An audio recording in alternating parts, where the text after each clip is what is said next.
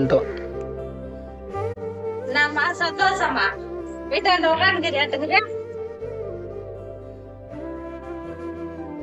சின்ன பையன் வீட்டுக்கு சம்பாரிச்சு கொடுக்குறான். பெரிய பையன் ஊரே சுத்தி விட்டு ஆம்படியா மொண்டாட்டியும் வந்து திண்ட சோறு சாப்பிட்றாங்க.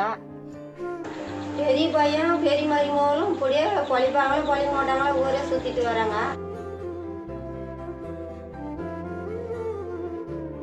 உங்க அம்மா பக்கத்து வீட்டுக்காரர்கிட்ட என்ன தெரியுமா பேசினுங்கிறாங்க?